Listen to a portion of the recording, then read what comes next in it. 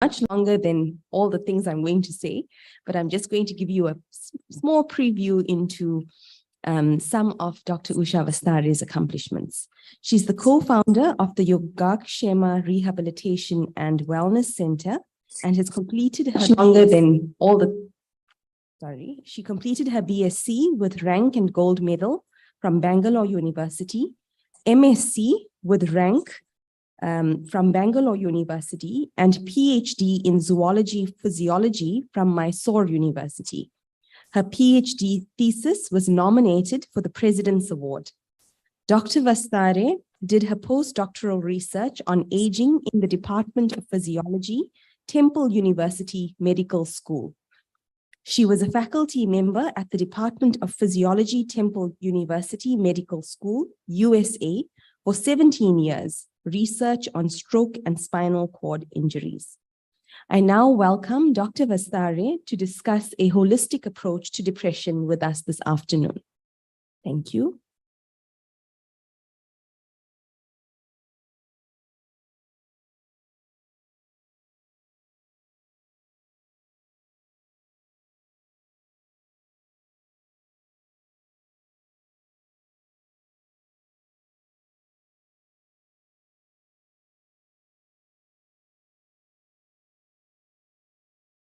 Is that so? Okay.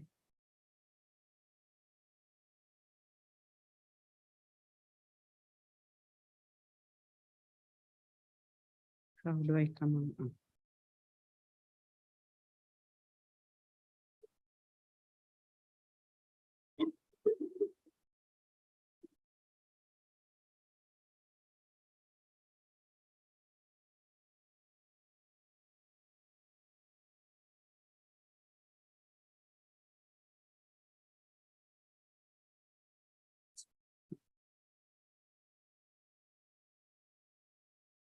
This one?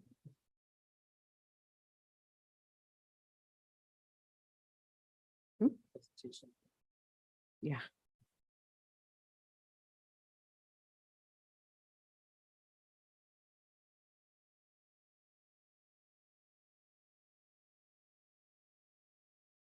Good afternoon to you all. I would like to start with a story. Who doesn't like, right? The story. You probably know about this. A Zen story. As the story goes, there's this great Zen master. He's known for his rich wisdom. And two strangers come to learn from him from a distance. And as usual is the custom, the Zen master gives tea to these two pupils. And as he's pouring tea, as you can see, the cup gets full and he still keeps pouring into the cup. The two strangers look at each other. What have we done? We have come all the way to learn from him, and he cannot even see that the cup is full and he's still pouring. And then one of them couldn't hold it back, and he told the Zen master, "What are you doing? The cup is full and you're still pouring." And at that time, the Zen master stops pouring tea and says, you're absolutely right. Your cups are also full. And if you come to learn something here, it's impossible. So you need to empty your cup before you fill it up, right? I am no Zen master. You're no strangers. You're no pupils. But although I came this close to becoming a Buddhist monk, however, what do we learn from this story? We all have some ideas about depression, right? So be it. Just set that aside. Let us look at this from a very different angle and see how we can help ourselves. As you know, many a times unlearning is more difficult, right, than learning new things. But yet we'll give it a try. But I can assure you this, we have been using these concepts either through workshops or through talks, or even as a neuroscience course for a couple of weeks. And we have actually helped people in a hospital in Gujarat to treat them who were going through depression. And for the first time, as we know, we also included the family members along with treating the people. And we have followed them for up to 1 year. So I stand here with experience, not just in neuroscience, but also hands-on practical experience in treating people of all different stages of depression.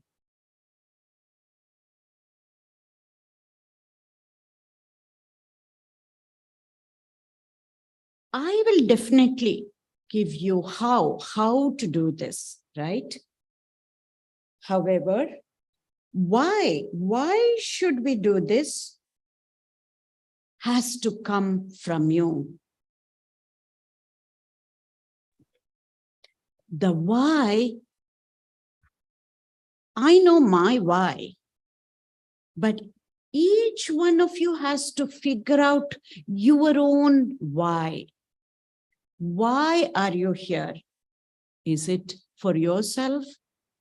Or is it as a caregiver? Or I see many medical professionals here as a medical professional, whatever it may be. And even there, why are you here? That you have to figure out for yourself. Because the stronger the why, the easier the how becomes, you know. If your why of either helping others or trying to overcome by ourselves is not strong enough, then it is really difficult for us to unlearn some of the things, whether as medical professionals or otherwise, to unlearn some of the things that we already know about depression and then learn newer things. So the why is extremely important. Figure out your why. And then I will share my why. Why am I doing this? And also, I have experience not just in sharing my experience about depression, I've also gone through depression while in US as an adult. A few times, as a matter of fact, for different reasons each time. So the purpose for today and tomorrow is going to be twofold: for us to learn about this and also to remove the social stigma that is attached. And that is why I'm also going to be sharing my own personal experiences. Having gone through depression a few times and having helped out so many people for the past 15 years in many different ways, I can assure you, each and every person should understand this angle of how we are going through understanding depression itself. Because we will see when we look at what depression is, it's not the standard definition and explanation that will be given in our medical textbooks.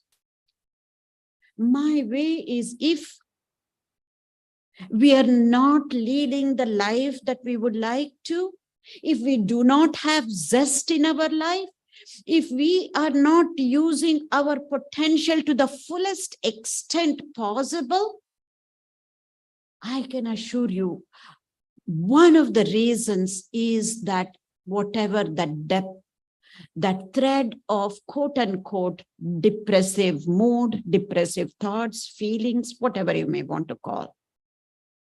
So much so, we all need to understand what this depression is and how to overcome.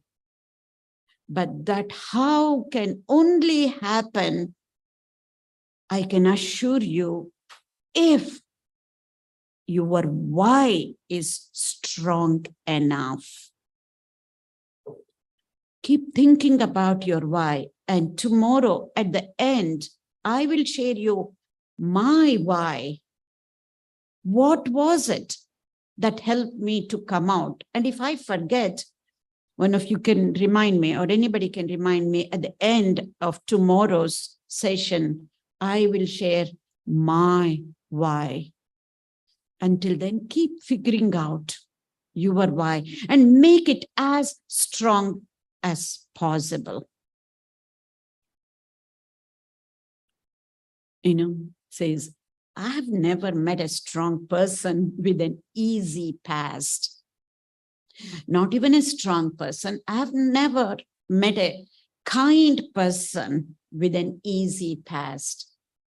I have not met a loving person who had an easy past. If somebody is kind, if somebody is more understanding and more compassionate, take it from me, they would have had a difficult past. You will see how this stage, you may want to call, I would like to call that as a passing phase of depression, what we go through is just like any other storm. A thunderstorm with lightning too, if you understand what we mean by that depression. However, I can assure you, if your why is strong enough, you will definitely come out as a better person once you go through this storm. But your why has to be strong enough. Just want to tell you that you are never, ever alone in this. I'm giving you my personal assurance to tell you that you are never, ever alone in this. Sometimes, just knowing this, there is another person that I can call up anytime, day or night, is enough for us to come out of that passing phase. And not just me as going to be there for any one of you, but also through this center, through the medical clinic, and we have the director of the medical clinic here. We are trying to tell you that I'm not just saying that as an individual, but until this happens in a structured, organized way, I can assure you, I will be there independently. However, we are trying to put a system in place in an organized, structured way. And not only just for depression, for many other chronic illnesses too, so that we can be there for you. That NAMI is North American Mental Health Organization for Indians. There are a couple of different NAMIs there, but this is for what you see here is for the American Indians, the tribals. But there is also an organization in North America meant for people of Indian origin, as a matter of fact. So it's extremely important for all of you to know, for any kind of mental health issues that can be helped without medicine. Certain of the issues will not be possible without medicine. We also have to know that. But things like depression, anxiety, at times bipolar, depending on the individual case, most of these can be helped without medicine for certain people. We will see who they are as we go along. I like this a lot because, you know, I made the depression, not the first time around when I had, but the second time around when I did get the bout of depression, I turned it around into a blessing. Are you ready to turn it around into a blessing? That's the question.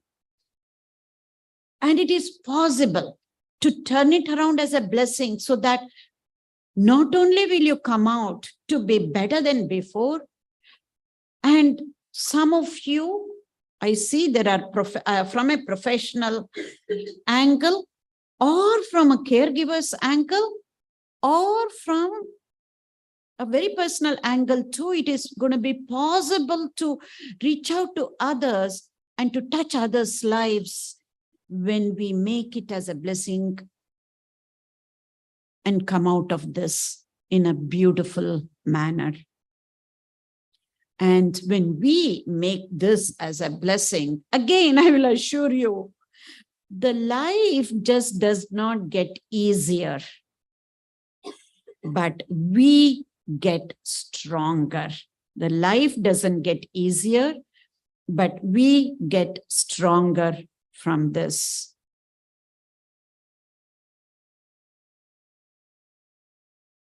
Not only stronger, we also become kinder individuals.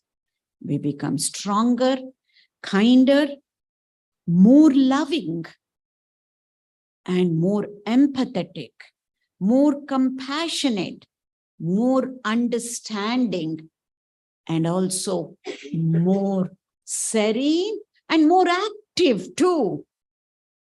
We can become all of these along with becoming stronger. So with this short introduction, I'm going to go further. I'm going to stop in the middle as we go along and ask you, if you have any specific questions you may ask, I'll choose to answer either right away or we can wait.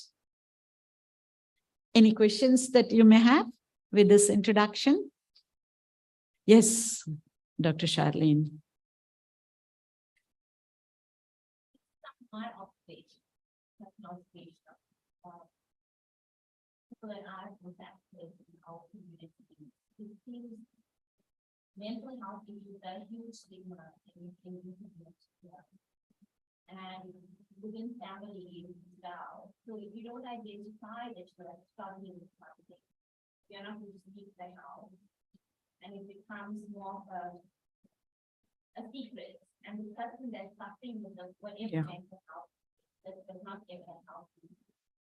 And over the years, my personal experience within families, then I've seen it. And without you identifying that problem, you're unable to help, because even though you can see them suffering. Yeah.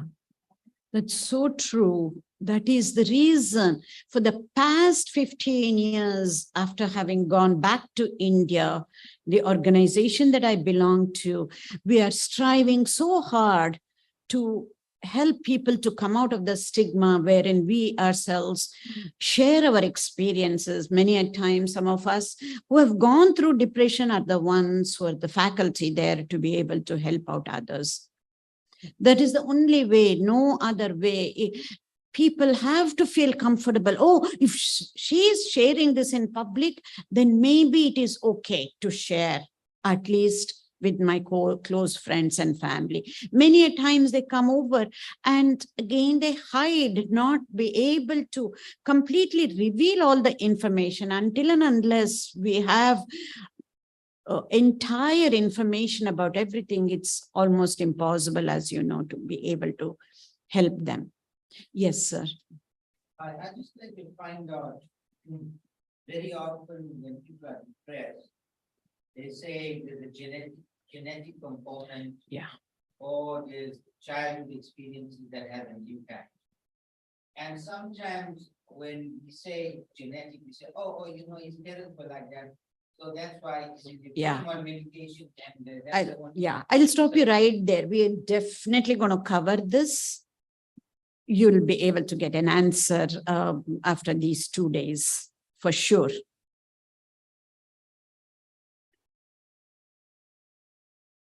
Yeah, they cannot hear, then somebody else has to repeat the question. If you have a microphone, you have to give. Huh? No, their questions. It's all the audience, not mine. Somebody else has to do it. I cannot repeat and then answer. You have to, I've been saying, please, Shivani Mark, if you can figure out a way, I won't be able to repeat. Okay, thank you. Let's see. I'm going to show you a few pictures and then see what you can see from that. You can shout out.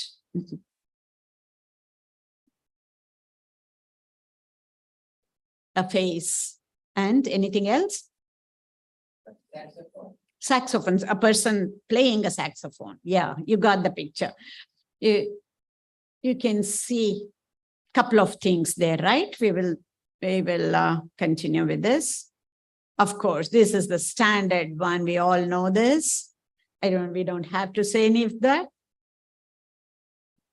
And this again. Now you have the picture. You should be able to see a couple of things, right? If you look at it one way, you can see it as a bird. If you look at it the other way, you can actually see a bunny rabbit. It's not about, oh my goodness, I couldn't see the other way around. None of that matters. This is just to make a point that we usually see things either this way or that way. Either black or white, right or wrong, good or evil, right? However, if we try and see different ways, in other words, when you change the way you look at things, the things you look at will change. This is how we know about depression. Oh, depression. My doctor has said it is because of the chemical imbalance in the brain, right? This is the typical answer, and rightly so. However, we do not know whether depression caused the chemical imbalance or because of the chemical imbalance, you have the depression. It's a chicken and egg situation. We have no idea. Even the professionals, medical professionals, we don't have an idea, except in certain of the cases, which we're not going to get into that. So we can look at depression. Okay, I have depression. I'm going to go on antidepressants and rightly so, nothing wrong. Some of us need to go through the pharmacological approach. In other words, we do that and we keep moving, which is what I call as quote unquote, the survival mode. We can be thriving, we can be successful, and just accept whatever is happening and we figure out a way how to deal with this. Or we can look at the same thing from a different angle. How can I take this and become a better person and evolve through these? Just like in those pictures, there is no right or wrong. If you could not see the bunny rabbit, if you could only see the bird, it's not that there was anything wrong with that. In a similar manner, if you just want to adjust and then keep going with this, of course, there is nothing wrong with that. However, if you're able to see both ways and try to keep evolving and keep getting better than before, becoming resilient and to be evolving, that is the whole idea. We are here to be able to do that. What we don't realize is in life, things are not just black and white. Just like in this picture, you can see many different things that are happening. Unlike the earlier pictures, you could only see one or two things, right? Either a person playing saxophone or just a face of a lady, or either a bunny rabbit or a bird. Life is not a binary format. Just like in this picture, many different things are happening. Life is also like that. Many different possibilities waiting to happen, you know. This, if we can understand, it's the same way with depression. It is not just about, it has come through the family, we can't help it. Or chemical imbalance, fix it with antidepressants. It is not that simple and straightforward, is what we understand. But the easy could be simple and straightforward if our why is strong enough. Even if it is genetic, it is possible to come out of it. I can assure you that. This is what, again, the new epigenetic research has shown for many of the illnesses. So if we can actually try and understand how we can reprogram our own neurochemistry so that we can change that imbalance of the chemicals in the brain, that is the whole idea. So for that, to reprogram our own neurochemistry, there are some certain prerequisites. I'm trying to see if I can, oops.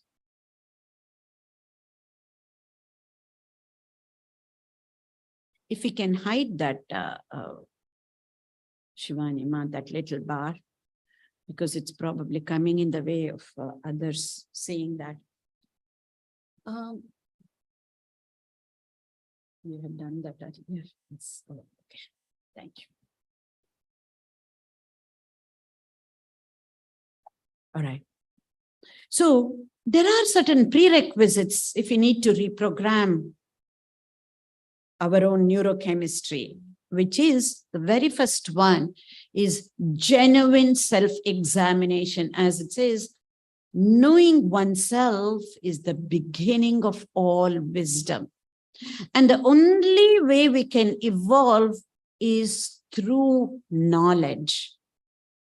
Without the right understanding, without proper knowledge about ourselves, it's impossible to be evolving into better human beings. So the genuine self-examination is extremely important. It does not matter about the past. We don't have to be hooked to the past.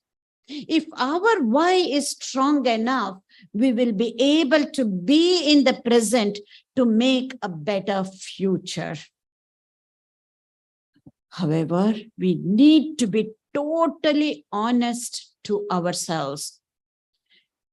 We need to be brutally honest. Yes, at times it does hurt to be honest.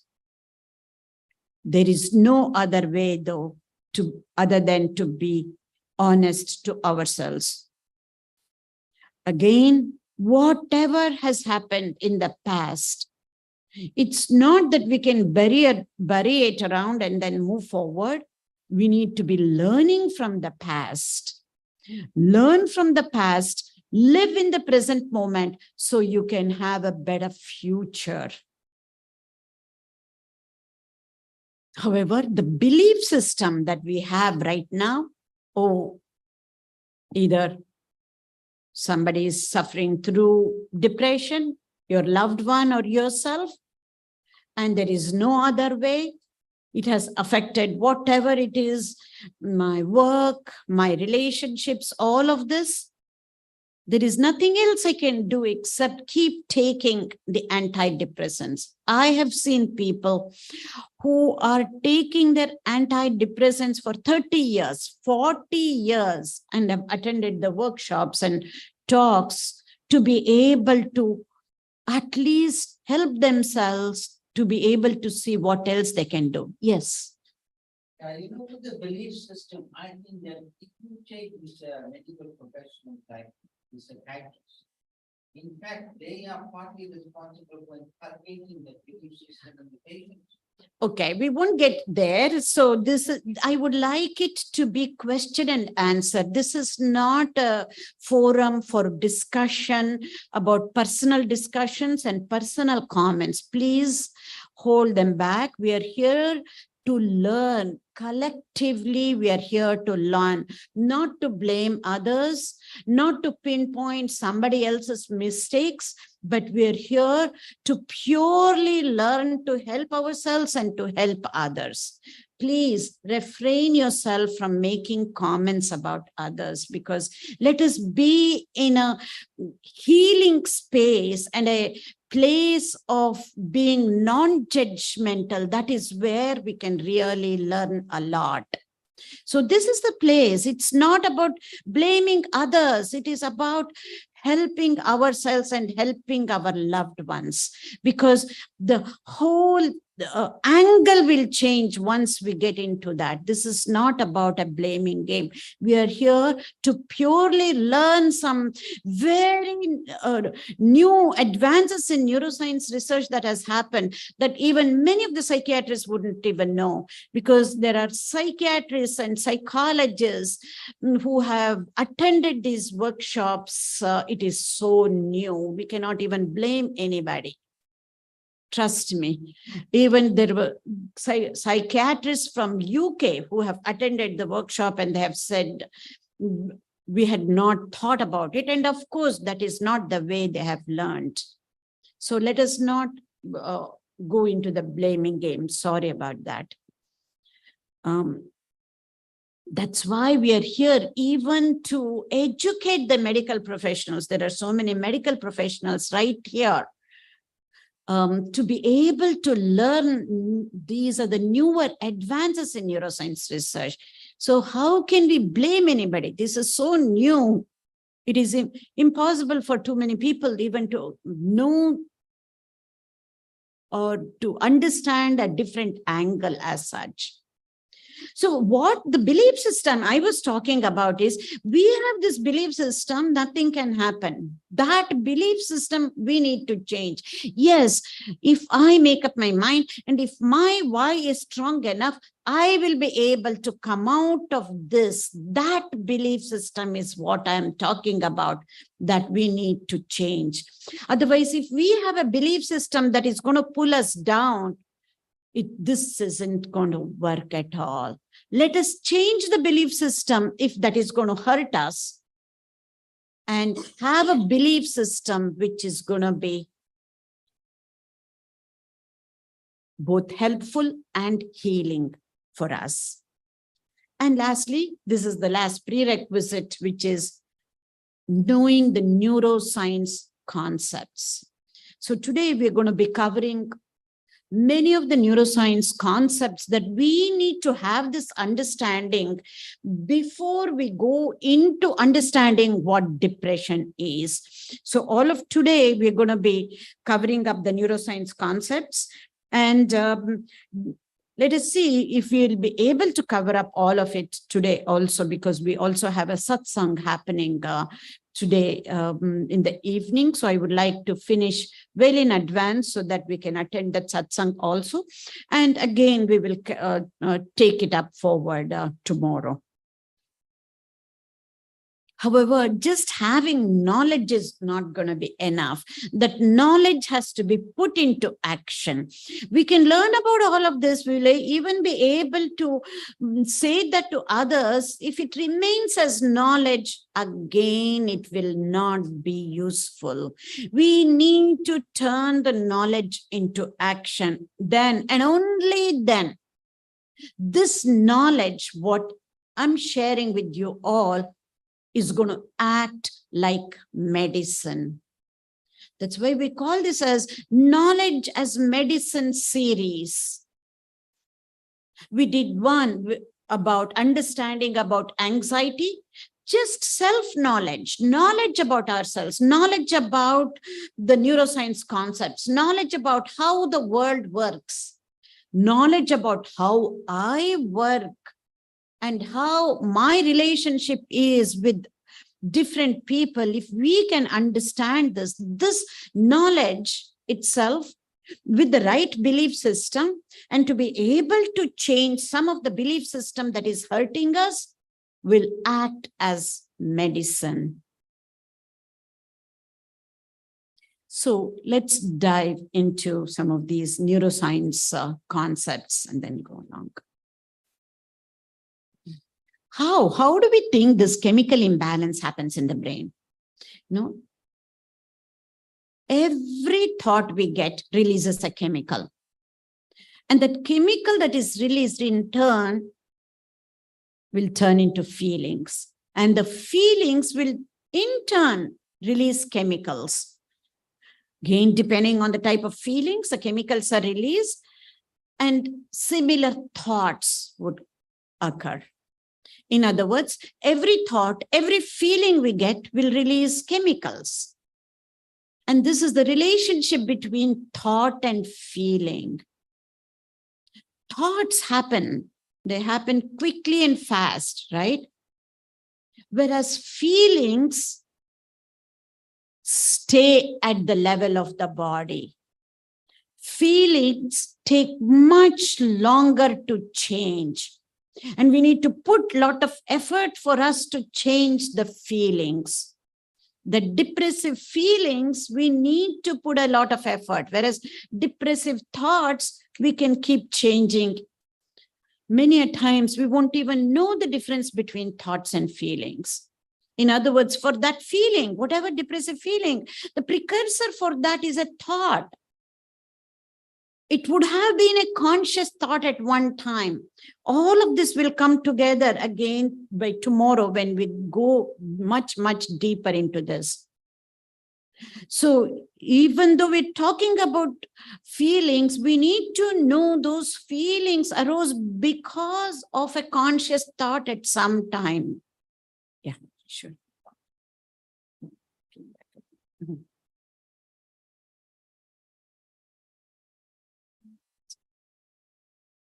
Sure. Right? Admit somebody. Okay.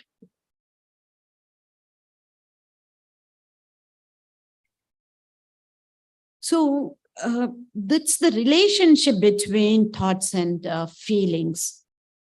So when we have these depressive thoughts, let's say negative thoughts, releasing those chemicals, negative chemicals feeding into negative feelings, now we understand, we go into this vicious circle. And if we are looking at the worldview just from this perspective, then we can see how negative thoughts feeding into negative feelings, and that is how we are also going to see the world and also the others, the people around us, our own loved ones too. Because when we have those depressive thoughts, it is like wearing colored glasses. Even if somebody is wearing white, you cannot see, because when we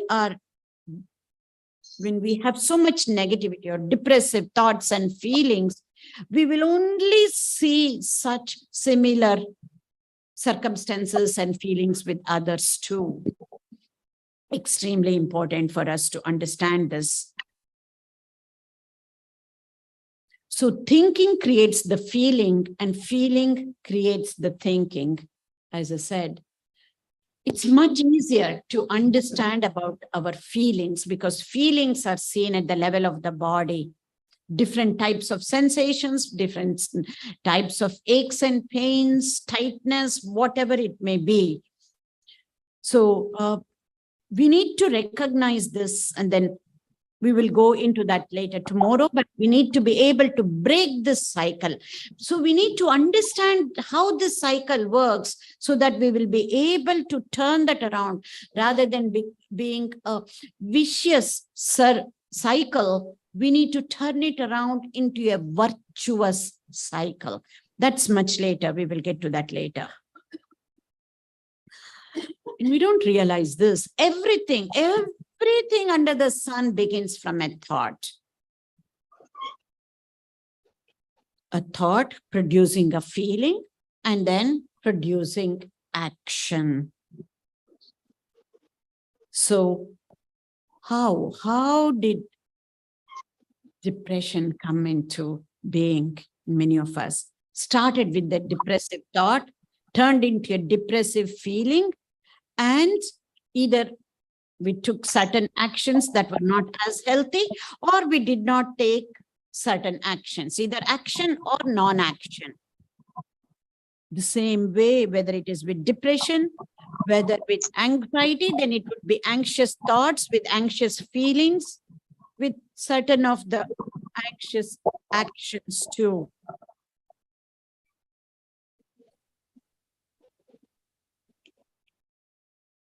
Okay. Let's see. That's all right. That's okay. Let us, it's not me.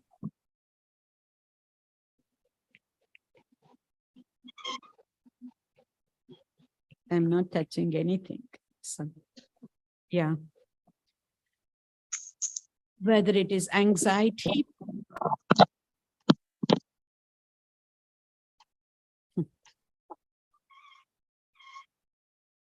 if you can take 2 minutes and then do this rather than it gets, my flow of thoughts will be disturbed if it's too much like this. Let me know when you're done, Nalita.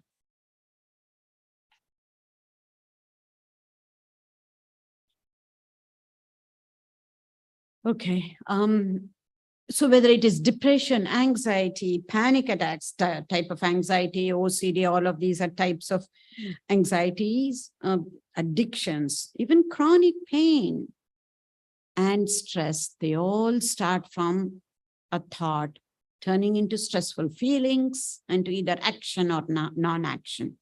So each of these neuroscience concepts, if you have any doubt with this, stop me during this process. Otherwise, I'll take you and then until the end, and then we can have a Q&A session. But it's extremely important for us to understand these concepts in context.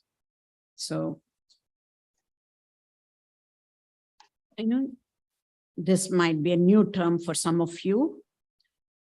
What this process of neuroplasticity is, the new neuroscience research is telling us that if we change our thoughts in an effortful manner, in a conscious manner, in a willful manner, it is possible to change the very structure and function of the brain.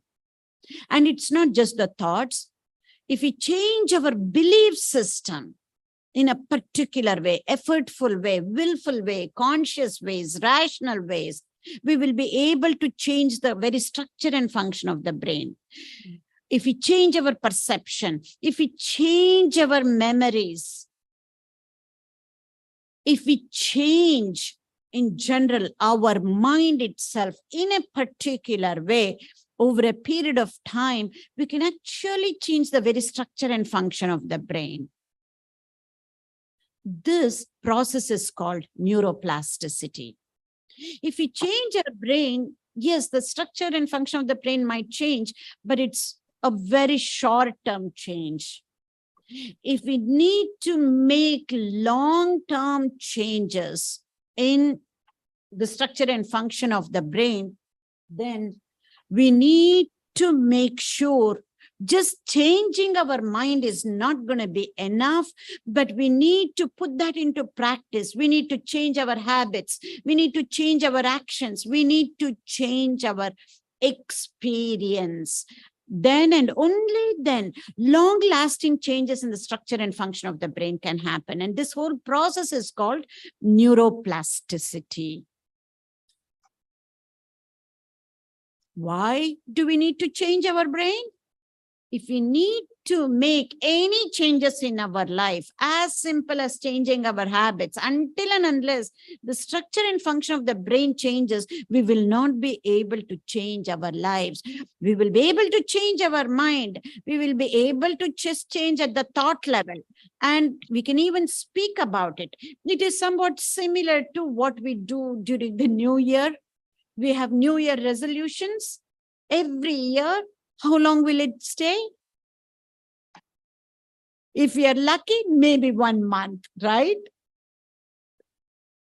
For us to make long-lasting changes in our lives, all of these need to be our mind, which consists of thoughts, feelings, our memories, our perception, our belief system, our mindset has to change so that over a period of time, the structure and function of the brain itself changes, resulting in changing in our life.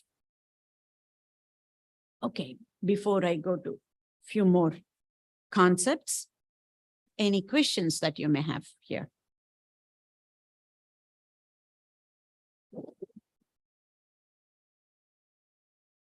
So we can hear you now.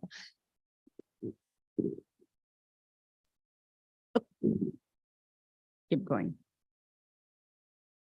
Even after knowing all of this, but what prevents us? All of this we can intellectually understand. What is it that prevents us? Two things, our belief system and our actions, our behavior. Until and unless we change our belief system itself, that it is possible for me to change.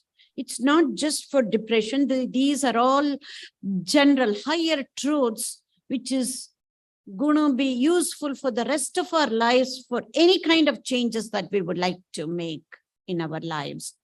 Until and unless our belief system changes to know, yes, it is possible for me to do it, and I am ready to do this, and I am going to do this, it's not going to happen. Changing belief system is so important. That is why it is not about the past. Yes, we might have had many things happening or might have happened. We might have made many mistakes. Somebody else might have made many mistakes within the within the family or with the friend circle that has caused us to go into depression. It does not matter about the past. As long as we change the belief system, that it is possible for me to change in this present moment. And over a period of time, it is going to change so that the future will be much different. And the future, the way I would like it to be. The right company definitely helps. Not even helps, it's also a prerequisite, if you ask me. And not only that, and just changing the belief system and not changing our actions, our behavior, again, is not going to help. Now you see the forgiveness workshop that happened last week, how both of these are interrelated. Because for us to be able to forget the past and move forward, and not even just forget the past, we won't be able to forget the past many times. We saw that, but to be able to forgive our past, forgive ourselves and forgive others whom we think is responsible for the condition, quote unquote, think is the key word there.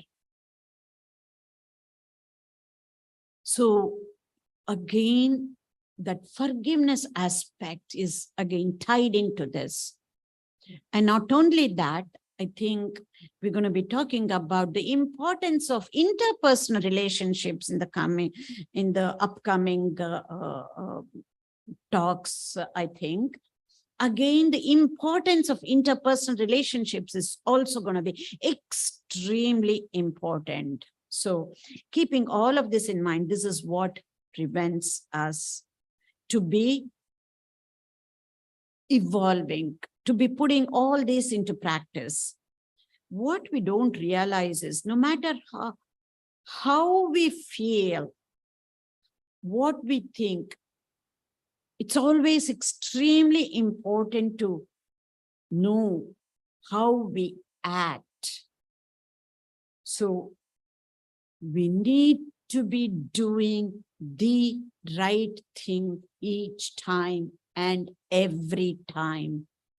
Doing things right might come later, it can come later, but doing the right thing is extremely important. Otherwise, if you're not doing the right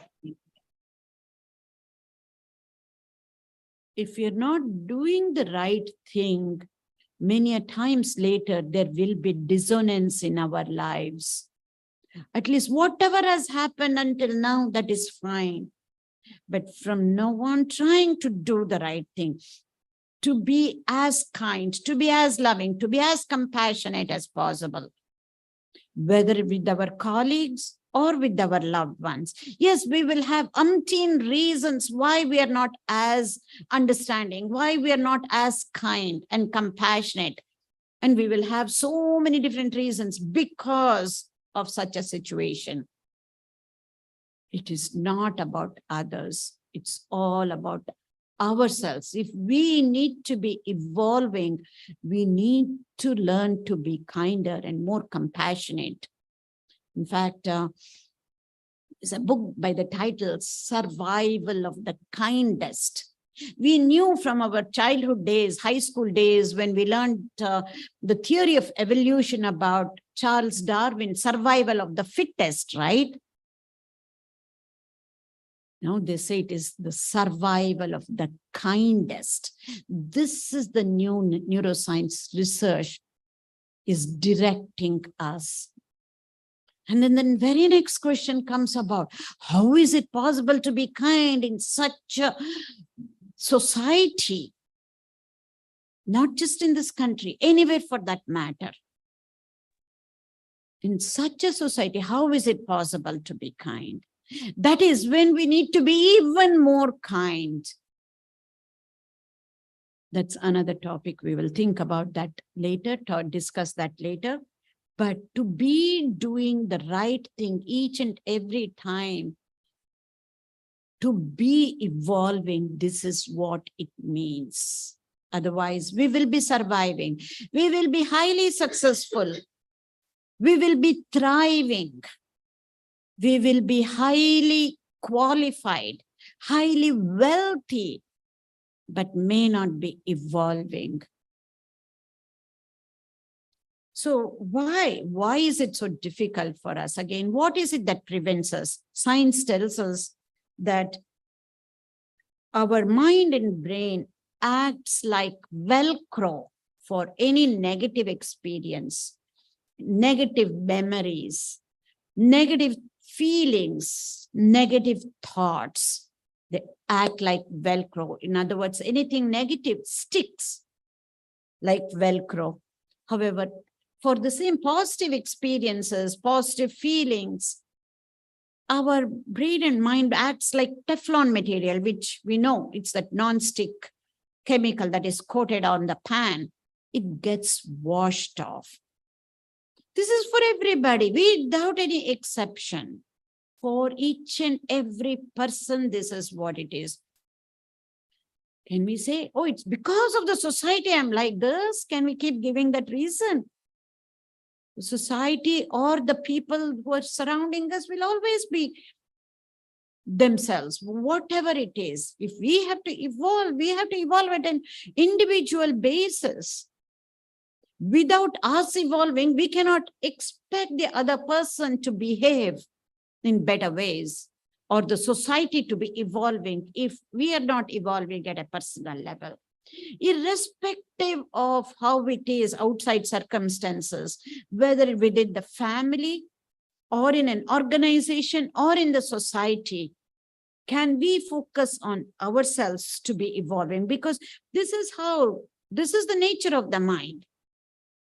to act like Velcro for anything negative, and to act like Teflon for many of the positive experiences and positive memories.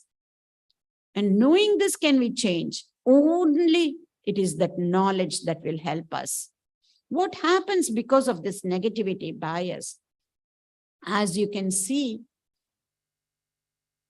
we get what we call as automatic negative thoughts. The acronym stands for ANTs, what you see in the picture. Many different types of ants, just like what you see in nature, black ant, red ant, fire ant, whatever it may be. We're not going to go into detail about that. In general, automatic negative thoughts, when they go unchecked and unnoticed, we take these things for granted. Of course, because of the way things are like this, I feel saddened, I feel negative, I feel angry, I feel hatred, I feel jealous, are the reasons that we give ourselves. Once our self-awareness gets heightened, and then when we can recognize our own ants, then that is when the true healing begins. So when these ants go unchecked and unnoticed, what will happen? These ants, automatic negative thoughts, will affect our work that we are doing. It will affect our relationships. They affect our learning. They affect our entire life itself. So much so, when we have unchecked and unnoticed automatic negative thoughts, our mind goes back and forth like a pendulum between past and future. And even though there are many things that we should be grateful and thankful for in the past, because of the bias, we will be focusing again and again and again on the past and look at it with regret. And of course, there are so many things to look forward to in the future. If we plan properly, if we look at it in a positive way, but we get stuck with anxiety and pessimism about the future. And whatever is happening in the present moment, we are never satisfied. This is where we need to know the difference, especially in societies like this, when we do not have the proper opportunities to develop our own interests, to develop our own strengths. There is no reason for us to be pessimistic and anxious and keep blaming the society, keep blaming the people and the circumstances. We need to be smart enough to be able to figure out how are the different ways can I work on my strength, so that that part of me which has not been able to be developed either within the family or at the workplace, it can happen anywhere. Then we need to figure out ways and means how we can use our strength itself. And we need to be able to know our strength. When we are always in the blaming mode, we will never even recognize our own strengths, as a matter of fact. Because always blaming why we cannot do certain things. Can we take some moments and see what are our strengths? What more can I do? We settle for mediocrity. We settle for something less. Most of us, we all do this. That is why I said this kind of workshop is needed for everybody, because there is so much more to offer. There is so much more potential within each and every one of us that we are not able to tap into that potential to be able to feel good about our own strengths. So again, today, take a moment as you reflect when you go back. What are your strengths? Are you settling and be in that blaming mode?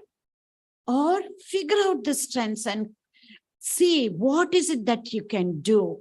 Be with the right company who can show the positive ways of expressing your strength. That is the way to go. What happens because of this negativity bias?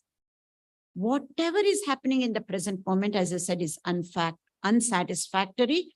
And we are hardly in the present moment, here and now, now and here, because mind keeps going back and forth. We're in the blaming and defending mode, back and forth between past and future. This is the most important aspect. If you go just a tad deeper and see whatever you can do, you can only do in the present moment. And not only about doing in the present moment, all we have is the present moment and nothing else. Future is our mental construct. Past is our mental construct. When past was happening, pardon my English grammar, when past was happening, it was today. Tomorrow hasn't happened. When tomorrow is going to happen, tomorrow will be today. That means we only have this present moment and nothing else. And you know what? The present moment is all what we need.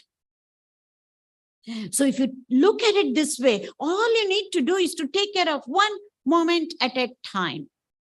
But that one moment at a time, you have to do it in a way that you can be kinder, more loving, more understanding, more compassionate, and not go into that moment into blaming game, defending mode. We will never be able to change others. But yet we have to be doing whatever we need to do to the society. If many of you are doing service, I know that. We need to be doing that, not to change the society, but to change ourselves. It's a privilege that has been given to us, and this is for us to change and not to change the society. This is the difference between volunteerism and true service.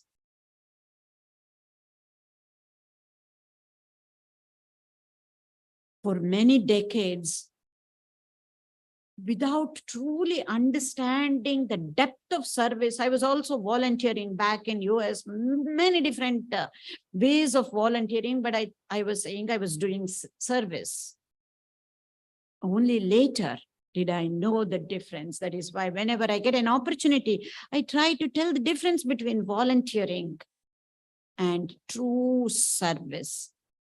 That's another topic by itself. But coming back, all we need to do is to train ourselves to be in the present moment and to take care of that present moment, here and now, now and here. How do we take care of that? We will get to that later. Again, going a little bit deeper into this, ants are nothing but bad brain habits. You don't have to say, oh my goodness, they're bad brain habits. No, they're just bad brain habits. Sometimes we have certain bad habits and we know that, and then we try to overcome that. So in a similar way, these ants, automatic negative thoughts, just think of this. These are some bad habits I need to get rid of and then overcome. If we don't do that, then for any situation, automatically we are going to be reacting either in a blaming mode, defending mode, and we won't be able to think and see how we can make these changes. And these ants, automatic negative thoughts, they choose them for us. And also another concept is, don't believe everything you hear in your own head, in your own mind. Because most of the automatic negative thoughts are false. Most of these ants, you can test that out by yourself, they are false. So you have to put them into a test. Is this true or false? At best, you will come out saying that I don't know. But because of this negativity bias, we will say, no, It is true. I'm saying this because of the experience. This person has always been like this. So I start again blaming. So how do we reverse this negativity bias? We'll go to that. However, we understand those thoughts get converted into feelings. Then how do we convert these difficult feelings or difficult emotions? I'm saying difficult rather than just negative emotions into healing emotions or healing feelings. Extremely important for us to know how. We'll see how do we convert that, but we need to convert these because this is where we have gotten into this depressive mode because of these difficult emotions, either about ourselves or about our loved ones or about the people that we don't like. Could be our colleagues or friends. And we get into the difficult emotions. How do we change that? Again, we say it out very easily. When we see people, we are positive, outwardly, superficially positive. Even that is important. Many of the people don't even do that. They try and avoid. They ignore, they try and avoid, go about in their own ways. But just thinking positively is not enough. Feeling positively is not enough. Speaking positively is not enough. It has to be put into actions. Positive actions, positive experiences are extremely important. This is where the concept of neurosculpting comes along. Just like as a sculptor, what does he do? He takes out all the unnecessary part of the stone to sculpt out a beautiful masterpiece. In a similar way, these ants are not necessary for us. These afflictive emotions and feelings, difficult emotions and feelings are not necessary for us. Get rid of them, just like a sculptor chips off to get rid of those. Why do we need to do that? Because healing emotions tend to promote health, whereas we know, this is again evidence-based research I'm talking about, afflictive emotions tend to make a person ill.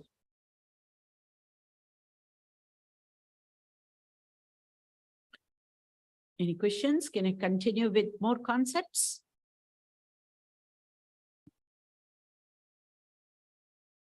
Yeah, today we have to cover these concepts. Otherwise, if we dive into depression right away, we will get into discussions without getting the proper foundation. That's why we need to do this.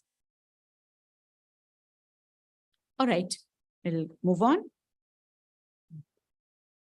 Again, extremely important for us to know. We get so many thoughts. Thoughts are real. When I say real, because every time we get a thought, electrical changes happen. Chemicals are released. They are real. But not always are they true. Many of them false, especially the automatic negative thoughts are false. Most of the ants are false. The next concept, we've done this before. Thoughts release chemicals. Feelings release chemicals. And again, we've gone through this. The relationship between thoughts and feeling, the science behind thought and feeling, how thoughts and feelings are interconnected. And depending on the type of chemicals released, if they are positive chemicals, positive thoughts and positive feelings, then it becomes a virtuous cycle. If we get into the depressive thoughts and depressive feelings, we get into a vicious cycle. And we need to learn how to break this cycle and how to change a vicious cycle to a virtuous cycle. As I just mentioned, most of these ants are false. Again, everything begins from a thought. We will go again deeper. What kind of thought? Is it a conscious thought, subconscious thought? We will get into that. But yeah, everything begins from a thought, creating a feeling and producing an action.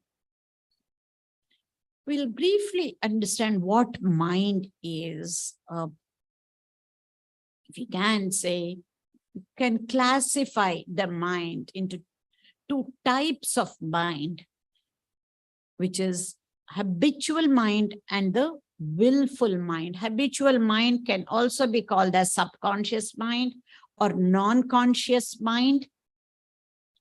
And when the automatic negative thoughts come from this habitual mind. We don't have to put any effort.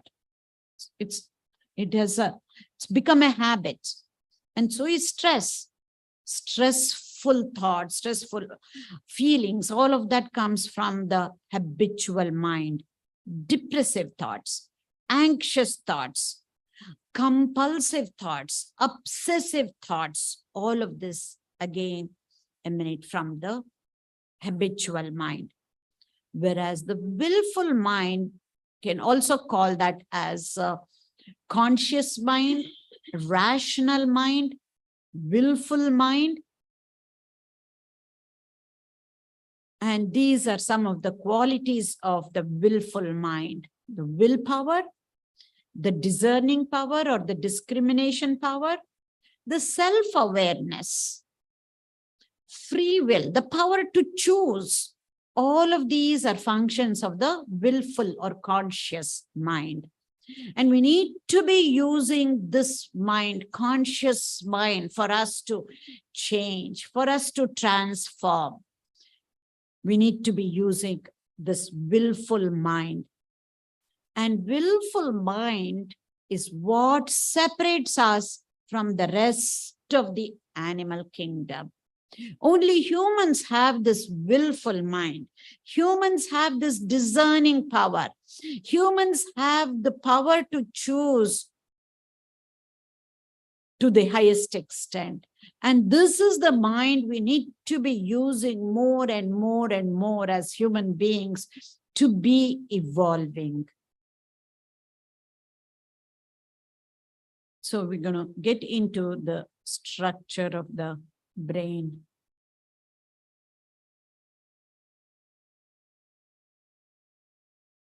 Okay. This is a cross section of the brain that you're seeing. If I have to just use my hand as a model to show these structures, this fist represents what you're seeing there as lower center of the brain. And the other palm, on the other hand, when it covers this fist, this is the higher center of the brain. The higher center from which the conscious mind, the willful mind will emanate from this higher center. Whereas from the lower center of the brain is what we get the non-conscious mind. Those two put together, we're going to see in this diagram. The conscious, willful, rational mind arising from the higher center of the brain that makes us human. This center of the brain we know by different names: cortex, cerebral hemispheres, different parts of the cortex. We don't need to go into that. Made it really, really simple for us to be able to recognize where our thoughts are coming from. The depressive thoughts, the stressful thoughts, anxious thoughts, angry thoughts, all of these, which part of the brain is it coming from? It is all those things what I just mentioned, they all come from the lower part of the brain, or the non-conscious or the habitual mind. Whereas the willpower, the discerning power, the self-awareness, all these qualities come from the higher center of the brain, which is very well developed in humans. The higher center is what is quite well developed when compared to our closest cousins, four-legged ones with a tail. But we need to be using this higher center more and more and more, and to be evolving. as I said, stress response, automatic negative thoughts, depressive, anxious, compulsive, obsessive, addictive thoughts, all of this come from the lower center of the brain. So we'll see how our thoughts become our attitude and our personalities. And you will see how we can actually change our personality. We don't have to be stuck with the personality that we have, because all of us might have some little things that we don't like about ourselves, and then we accept, oh, this is my personality. There is no need for that. Is the whole idea about the new neuroscience research throwing light on the neuroplasticity. This is what happens. This is an important slide that we need to understand. I said everything begins from a thought, right? Repeated conscious thoughts. Somewhere along, it would have come as a conscious thought.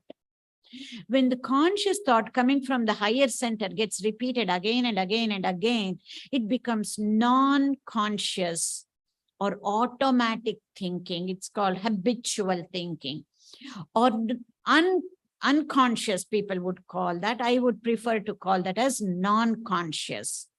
And those non-conscious thinking, they become our non-conscious ways of our being.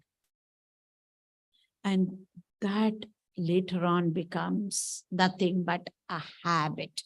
A technical term for that is it gets hardwired into our brain. So the repeated conscious thought, if you have to go back to this diagram, it would start from the higher center of the brain, conscious, willful mind, and the higher center of the brain. It comes down deep into the lower center. Some parts of the lower center, they're also called as reptilian brain, because the functions of that is very similar to those lower animals. But mind you, this lower center of the brain is extremely important. It's more important for our survival than the higher center, actually. One part of the lower center, if it gets damaged, we won't even be able to breathe, and we're not able to be alive. So it's extremely important for us to be alive. But because of the negativity bias that is inherent in us, this part of the brain is what prevents us to be evolving.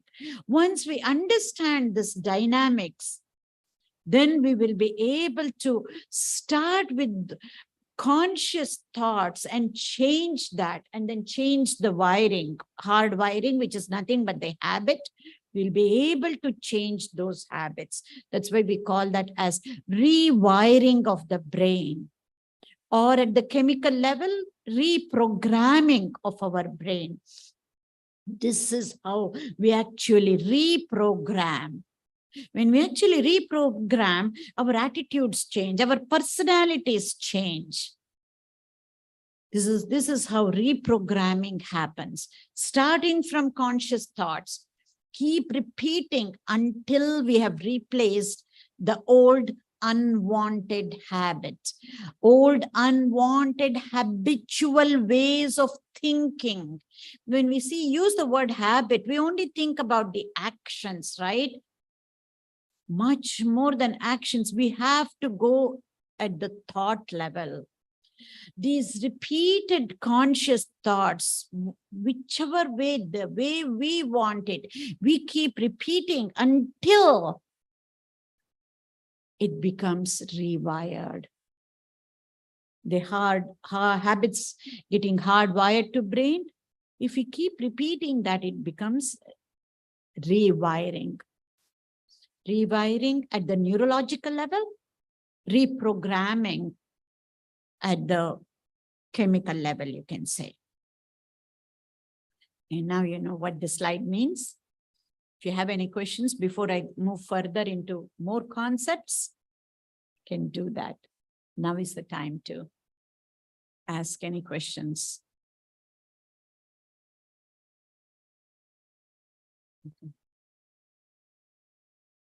Okay, we'll move further. All right, then it's good. We were able to cover all the concepts, neuroscience concepts, how will it relate to depression? We will see. Yes.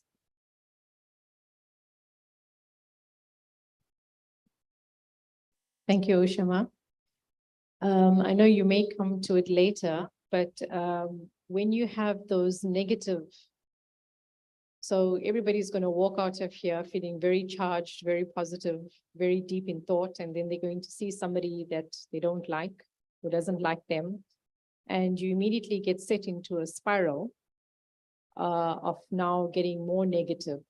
So how does one prevent the progression of getting into the spiral when you have an acute interaction, and then you forget everything that you've been thinking and learning about during that time?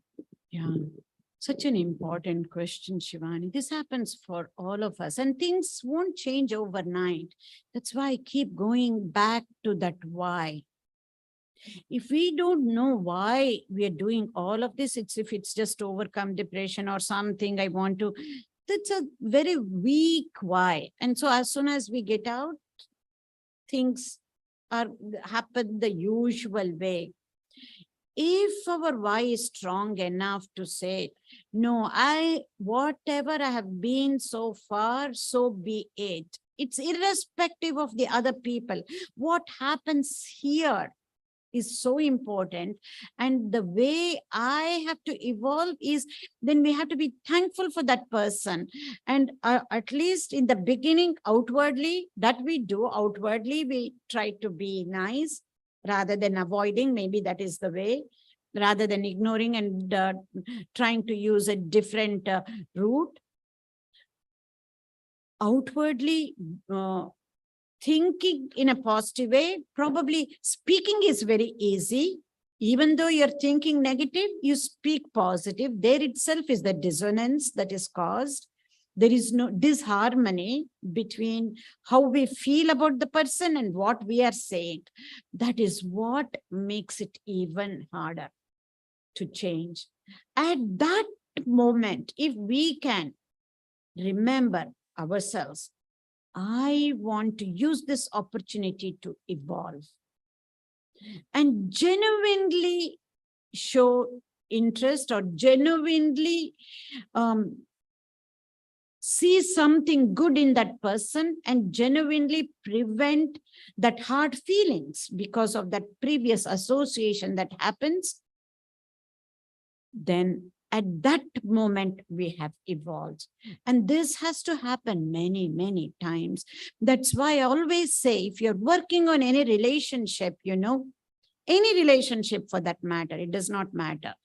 It is better to be in communication, and it is much easier and much faster if you're in communication with that person and make ways to meet again and again until you're able to, so that at least the hard feelings have to stop. And that is why, if it is an important relationship, it is best to be able to come for together for talks or workshops like forgiveness. And this has happened in organizations. We have worked in organizations with forgiveness workshop. In certain ashrams, we have worked. I don't want, not necessarily just Ramakrishna ashram. I'm talking about different ashrams. I've gone and done workshops because there will be all types of people in an ashram, in a NGO setting, including an ashram. There will be staff, there will be volunteers, there will be professionals, all different types of people in an organization, be it an NGO or a commercial organization, or even different types of ashrams too. Going through the forgiveness workshop, going through the interpersonal relationship workshops or talks is extremely important, and people have done that. If you're working as a group, that is the way. And we have had experience starting from companies, as I said, and individual families. and organizations, NGOs, and certain types of ashrams.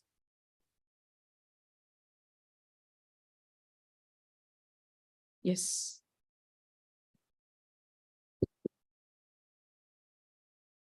Sorry, Usha, with regards to, you talk about difficult relationships, be it at work or, you try to solve a problem, but both people have to be willing to make that change or shift the thinking. So I think that is a difficult thing sometimes to overcome if only one person is willing to, to work on it. True. That's the ideal situation, Charlene. Many a times we don't see such ideal situations. However, even if even if it is one-sided, I can assure you it still works. And sometimes there will, if it's in a work situation, as long as they come to professional terms, that is enough. Because they themselves have said in a work situation between departments, how they would make it more difficult for the other department to work. They have admitted this after having gone through and followed up by support group meetings. Because just this intellectual understanding is not going to be enough. All of this will put into, we will understand the how some of it is very simple, some of it is very hard. And those are the things that get answered during the support group meetings, or scientific satsang is what we call. And literally, people between departments have come together and they have worked. They were able to see it is nothing personal. You're not here working for yourself. You are forgetting the cause. What is the vision of the company? We cannot forget the vision. Ultimately, it will affect you. We were able to show that. It's a cyclical process. Today, you might give grief to some other department and then not cooperating. It feels very powerful, right? When you don't cooperate, when you hold back, it feels powerful. That anger feels very powerful. But when we could show them how that comes back to them much later, if the company does not do well, even the individuals cannot do well. They were able to see. It is so simple now when we sit back, when it is not, when we are just learning at an individual level, but when it comes at a workplace sphere, it is very different. But they were able to see this is the neatest part that they were able to. And I'm not saying each and every company, this will happen. Absolutely not. Which means they still have to struggle. But this is the way the whole world is going. Of course, not the entire world. Certain people who really want to evolve, whether it's at an individual level, organization level, company level, country level for that matter. This is definitely the way it is going. And it seems like a slow process for me, at least, but I don't put any time frame into this because it's not about fast or slow. Once people really believe in this, and things will start to happen. But it's our own egos prevent us to take a step further. Our own egos will cause resistance to things that can happen. Many great things can still happen, with very little effort, but somewhere ego, in the sense, again, negativity within us, because we're so hurt. And righteous indignation, rightful anger, I'm not denying that. But we are still in the survival mode, giving the same reasons, same excuses. Somewhere it will click. This I know. This I know. Somewhere, sometime it will click and then it happens. Yes.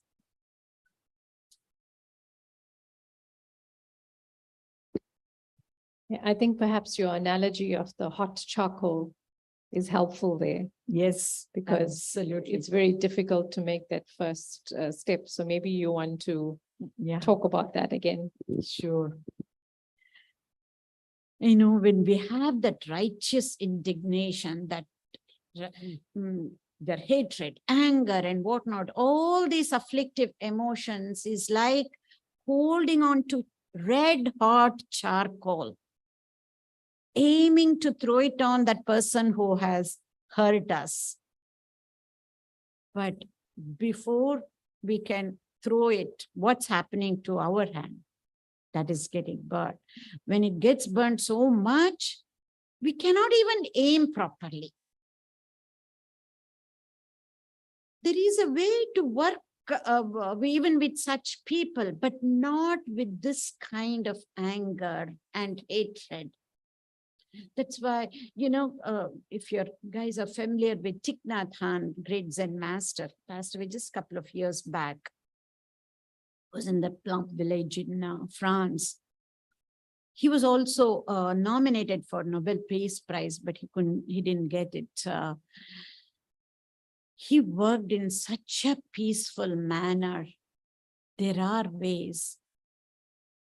Because I know the people who come to me, they don't know how to fight in the way that they can win with that kind of a situation. There are people who can.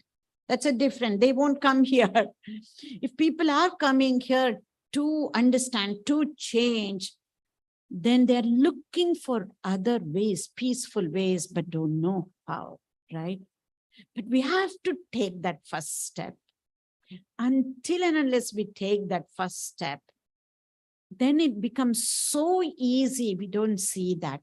But because of many different reasons, we're caught. It is hard to let go of the previous associations and previous memories, previous experiences that has become a habit. We don't need to let go of the person, but that kind of negative association that we need to let go. I always say it is not the person, especially when we come to places like this, we go a little bit beyond science. This is where you need to separate out the person from the action.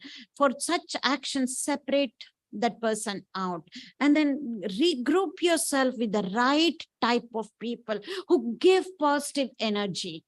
Not just positive energy, helps us bring meaning and purpose to our lives. Those who have walked the talk.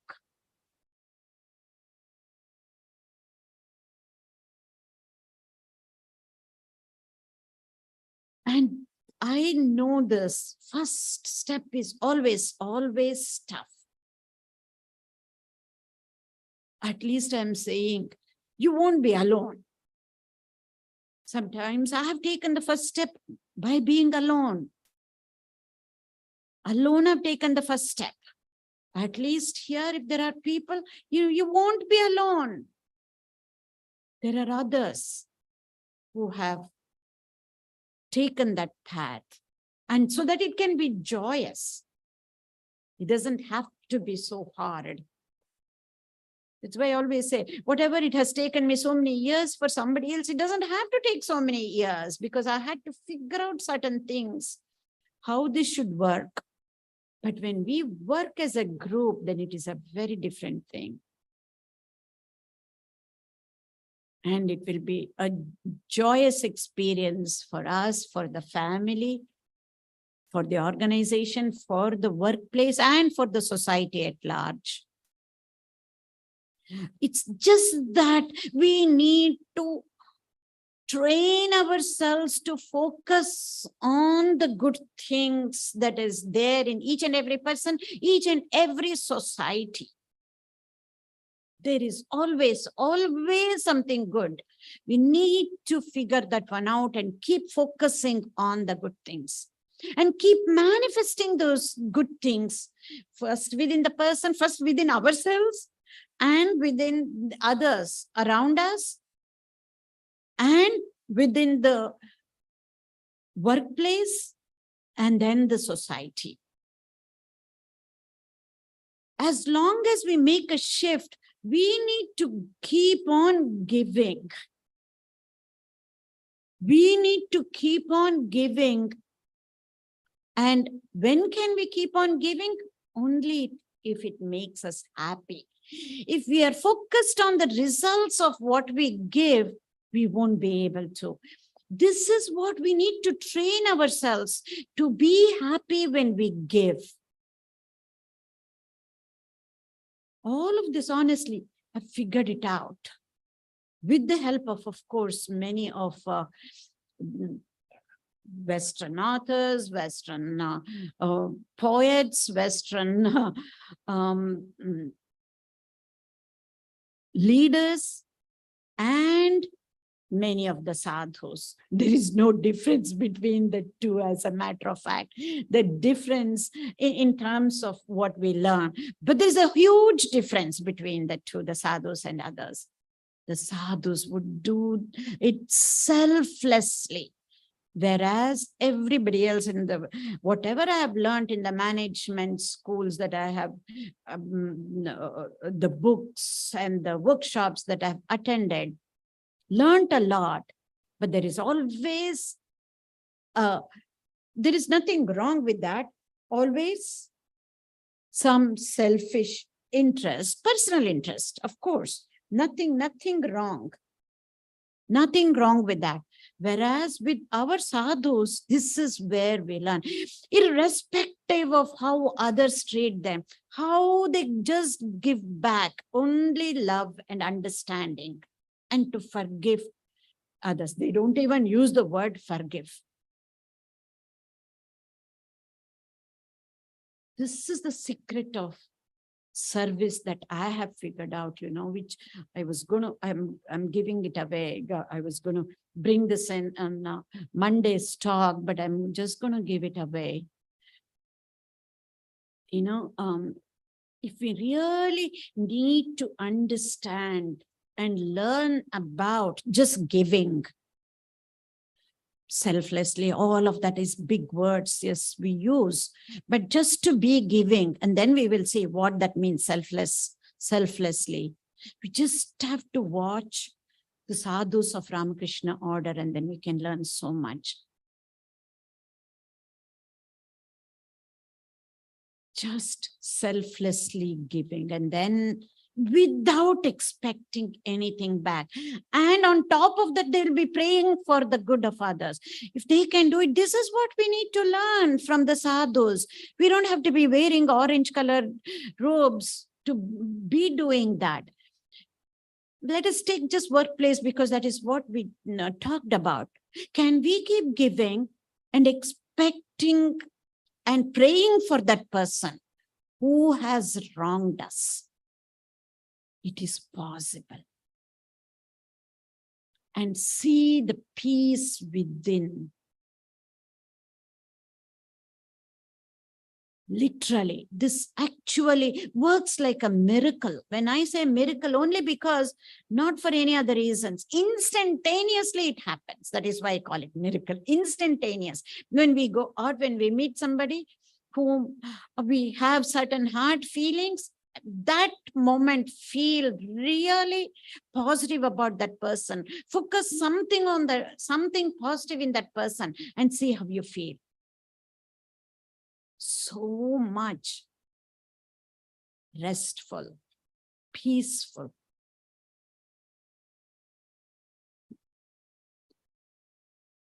Any other questions?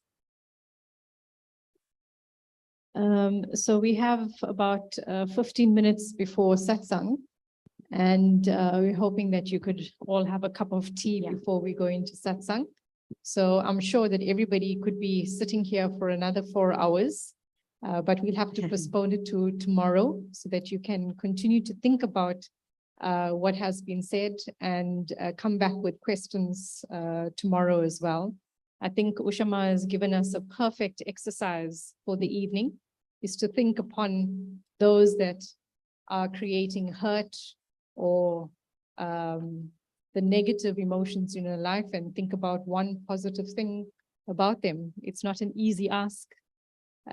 So maybe that can be an exercise in thinking about things. And also please to stay for satsang, because as Maharaj will tell us, that's where we get the positive energy from.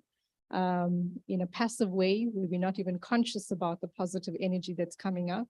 And even just the presence sitting in the shrine is one that brings peace to all. So Ushama, thank you again for a wonderful talk. If you haven't been to the other talks, I would encourage you to please have a look at it on YouTube. It has been all recorded